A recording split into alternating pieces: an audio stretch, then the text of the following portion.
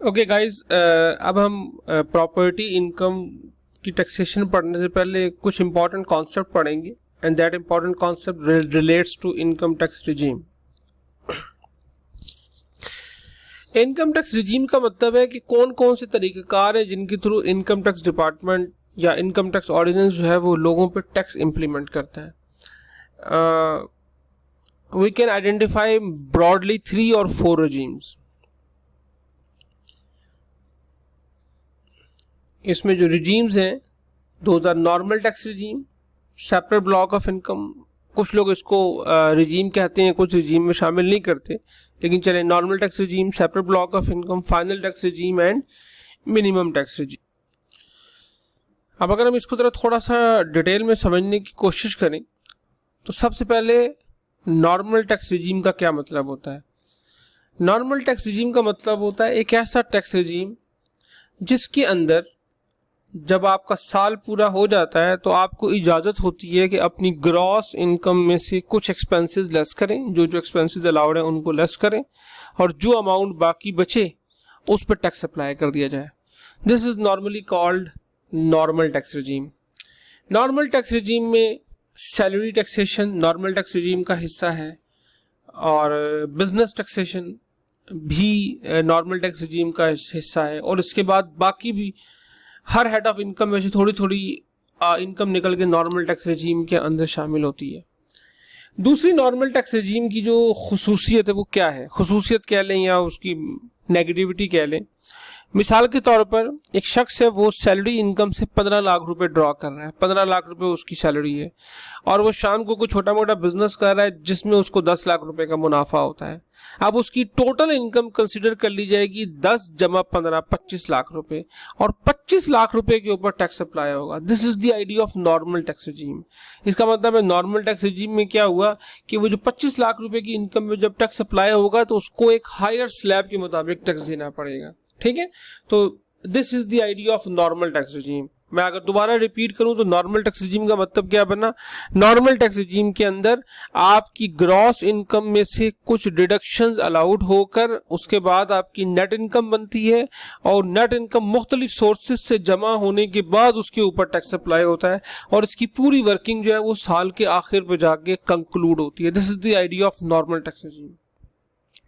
Okay, अब कुछ sources के अंदर ऐसा हुआ कि इनकम टैक्स डिपार्टमेंट ने इनकम टैक्स ऑर्डिनेंस ने हमें अलाउ किया और एक नया कॉन्सेप्ट दिया, that is known as separate block of income. Separate block of income हम उस किस्म की इनकम्स को कहते हैं which are chargeable to tax under respective heads of income, जो कि रिस्पेक्टिव हेड ऑफ इनकम में ही चार्जेबल होती हैं, but for the purpose of computation of tax such incomes are excluded from taxable income and tax thereon is calculated and charged at varying rates depending on the nature of each such income। इसका मतलब हुआ कि separate block of income में वो वाली income शामिल होगी जो कि हो सकता है रिस्पेक्टिव सैलरी हेड्स के अंदर या रिस्पेक्टिव हेड्स ऑफ इनकम में ही हो, लेकिन जब उन पे टैक्स कैलकुलेट किया जाएगा तो उस इनकम को सेपरेट रख के टैक्स को मालूम किया जाएगा, और हो सकता है कि उस सिचुएशन में उनके रेट्स भी सेपरेट हों। अब मैं आपको यहीं पे मिसाल दे दूं। फर्ज करें एक वही शख्स है, वो सुबह नौकरी करता है और वहां से उसको सैलरी इनकम मिलती है 15 लाख रुपए, शाम को उसका छोटा मोटा बिजनेस है जहां से उसको इनकम आती है 10 लाख रुपए, और उसके साथ साथ उसके पास एक घर भी है जो उसने किराए भी दिया हुआ है, और वहां से भी उसको जो इनकम आ रही है साल की वो फर्ज करें 8 लाख रुपए आ रही है।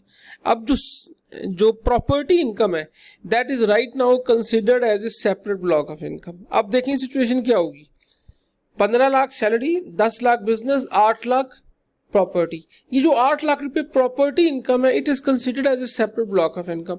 अब ये 8 लाख बाकी 10 और 15 में जमा नहीं होगा। इसका मतलब है 10 जमा 15 लाख रुपए के ऊपर 25 लाख जो टोटल बन जाएगा, इस पे नॉर्मल टैक्स रिजीम अप्लाई होगा, और जो सैलरी का 8 लाख रुपए है उस पे separate block of income apply होगा। उससे फायदा क्या होगा, उससे सबसे बड़ा फायदा ये होगा कि अगर सेपरेट ब्लॉक ऑफ अगर property separate block of income नहीं होता तो ये 25 लाख रुपए में ऐड हो जाता और फिर आपको 33 लाख रुपीस की स्लैब यूज करते हुए टैक्स आपको लगाना पड़ जाता।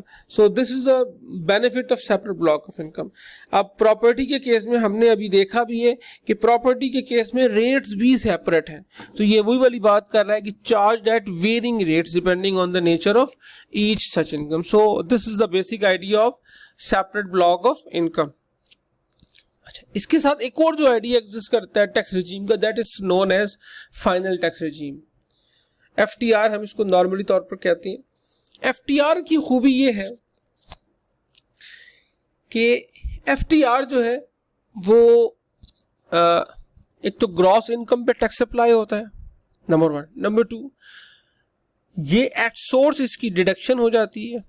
एंड नंबर 3, इसकी डिडक्शन को हम फाइनल टैक्स समझ के ट्रीट करते हैं, यानी कि जो टैक्स अप्लाई हुआ वो उसी टाइम टैक्स डिडक्ट हो गया और उसके बाद हम ये समझते हैं अब इसको दोबारा कहीं भी डिस्कस नहीं किया जाएगा, ना इसकी लायबिलिटीज को और ना इसकी इनकम को। यानी कि फाइनल टैक्स रिजीम में हम ये कहते हैं कि जो भी टैक्स डिडक्ट हो गया है that is considered as full and final discharge of tax liability. जो पैसे कट गए वो कहानी खत्म हो गई वहीं पे।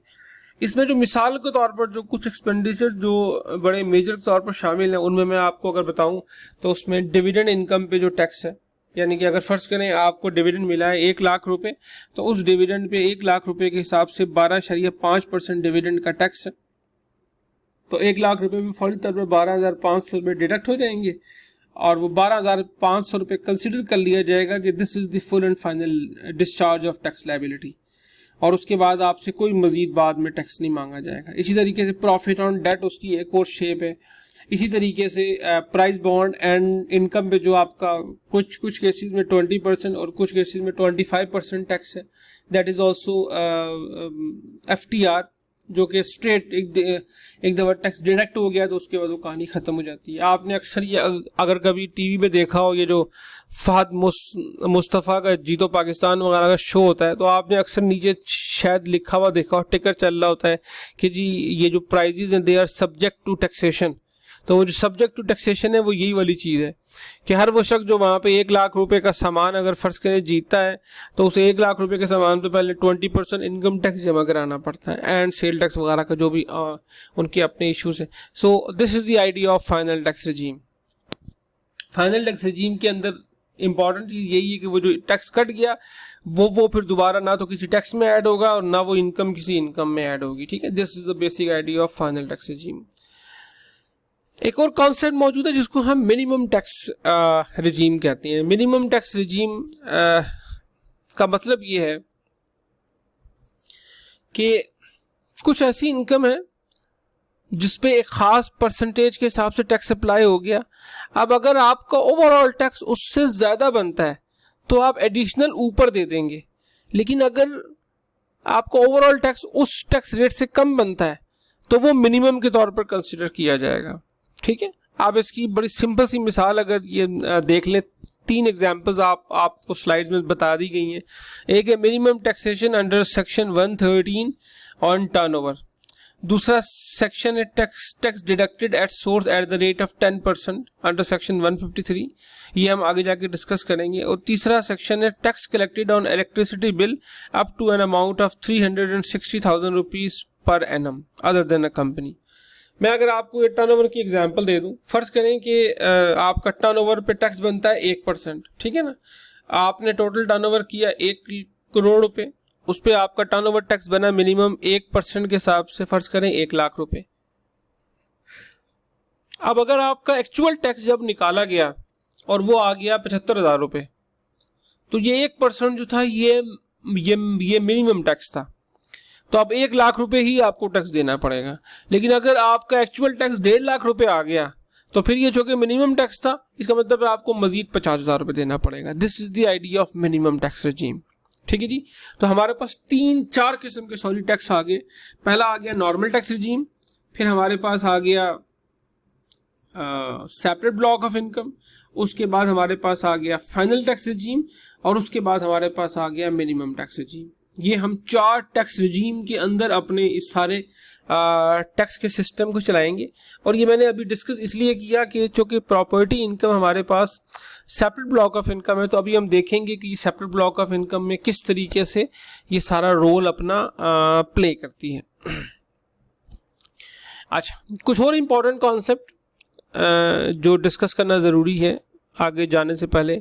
First is with holding tax. With holding लफ्ज निकला है विद हेल्ड से, और विद हेल्ड का मतलब होता है उसी जगह पर रोक लेना, ठीक है।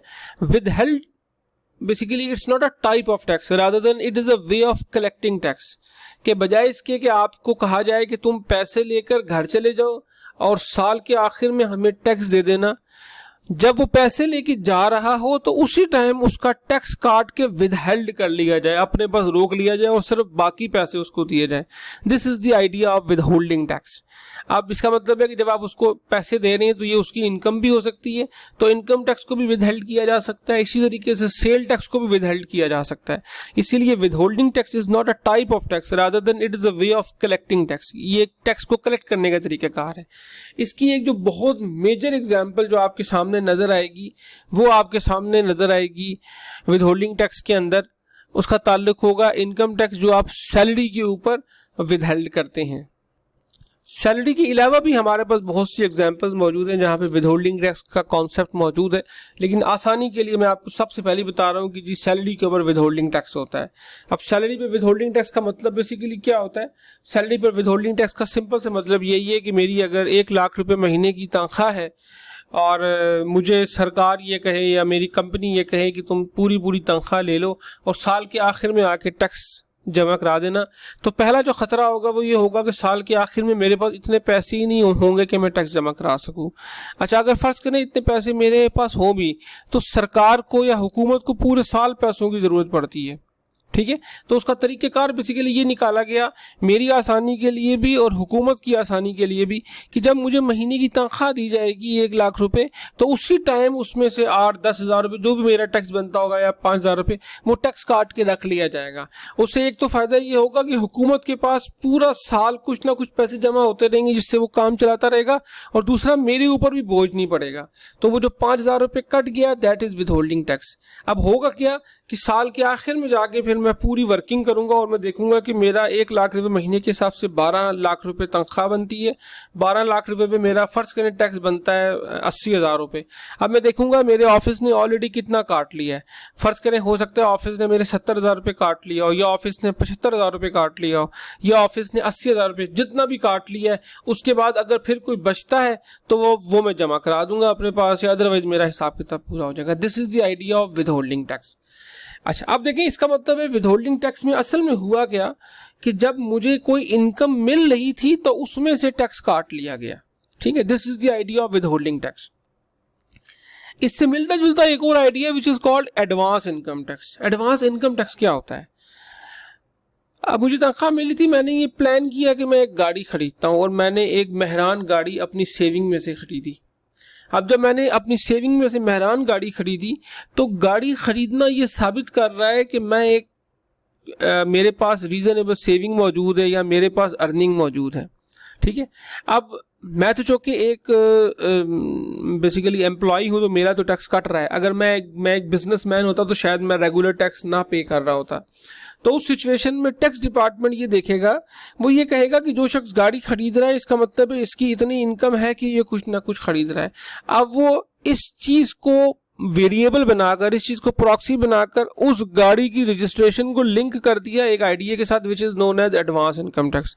उन्होंने कहा जी मेहरान गाड़ी की रजिस्ट्रेशन कराने के लिए ज़रूरी है कि आप उसके बाद पहले 20,000 रुपये एडवांस इनकम टैक्स जमा कराएं। अब वो एडवांस इनकम टैक्स आप जो जमा करा रहे हैं, अगर तो आप एक प्रॉपर टैक्स पेयर हैं तो वो एडवांस इनकम टैक्स आपके टैक्स में एडजस्ट हो जाएगा। अब अगर आप एक प्रॉपर टैक्स पेयर नहीं है तो फिर वो एडवांस इनकम टैक्स के नाम पर कुछ ना कुछ टैक्स जो है वो आपकी जेब से ज़रूर निकल जाएगा। This is the idea of advance income tax. Advance income tax इस चीज़ पर बेस कर रहा होता है कि चूँकि आप ये ट्रांजेक्शन कर रहे हैं, आप ये काम कर रहे हैं, इसका मतलब है आपकी कुछ ना कुछ रीजनेबल इनकम ज़रूर है। आप ये जो मोबाइल का बैलेंस डलवाते हैं, इस मोबाइल के बैलेंस पे 12.5% एडवांस इनकम टैक्स डिडक्ट होता है। अब वो मोबाइल का कार्ड खरीदने का मतलब है कि आपके पास इतने पैसे मौजूद हैं कि आप मोबाइल फ़ोन यूज़ कर रहे हैं, ठीक है। तो चूंकि आप मोबाइल फ़ोन यूज़ कर रहे हैं इसलिए मोबाइल फ़ोन का यूजेज जो है वो एज ए प्रॉक्सी काम करेगा और उस पर हुकूमत जो है वो एडवांस इनकम टैक्स कलेक्ट कर लेती है, ठीक है। This is the idea of advance income tax. ये दोनों जो विद होल्डिंग टैक्स है और एडवांस इनकम टैक्स ये बड़े सिमिलर फील होते हैं, सेम फील होते हैं, लेकिन इनका जो बेसिक डिफरेंस है वो यही है कि विदहोल्डिंग टैक्स हम उस वक्त कहते हैं जिस वक्त तक इनकम अर्न हो चुकी है और आप उसमें से टैक्स विदहोल्ड कर रहे हैं, और एडवांस इनकम टैक्स में इनकम बेसिकली अर्न नहीं हुई, हम सिर्फ एक्सपेक्टेशंस की बुनियाद पर कुछ ना कुछ इनकम टैक्स उससे एडवांस में काट रहे हैं, एडवांस में उससे ले रहे हैं, बल्कि काटने से मेरा ख्याल है बेहतर वर्ड है, हम उससे एडवांस में इनकम टैक्स ले रहे हैं। अब आप अगर गौर करें तो मैंने आपसे दोनों केसेस में ये कहा कि साल के आखिर में इसको एडजस्ट कर लिया जाएगा। इसका मतलब है कि ये जो एडवांस इनकम टैक्स है या ये विदहोल्डिंग इनकम टैक्स है ये बेसिकली एडजस्टेबल होते हैं। बाज़ केसेस में ये नॉन एडजस्टेबल भी हो सकते हैं विदहोल्डिंग टैक्स, ठीक है। तो ये जो विदहोल्डिंग टैक्सेस हैं ये एडजस्टेबल भी हो सकती हैं और नॉन एडजस्टेबल भी हो सकती हैं। मिसाल के तौर पर जो मेरी तनख्वाह में से जो टैक्स कटा है ये एडजस्टेबल है। एडजस्टेबल का मतलब बेसिकली क्या है कि जब मैंने साल के बाद वर्किंग की और मुझे ये पता चला कि मेरा 80,000 रुपये टैक्स बनता था और मैंने कहा कि ऑर्गेनाइजेशन ने ऑलरेडी 75 काट लिया है तो अब मैं सिर्फ बाकी 5 दूंगा, इसका मतलब है this is adjustable. Non adjustable का मतलब है कि जो टैक्स कट गया है वो दोबारा कहीं भी एडजस्ट नहीं होगा। मिसाल मैंने अभी आपको दी डिविडेंड की कि एक दफ़ा टैक्स कट गया, that tax is considered as a full and final discharge of liability, तो अब वो दोबारा टैक्स दोबारा कहीं भी जाके एडजस्ट नहीं होगा।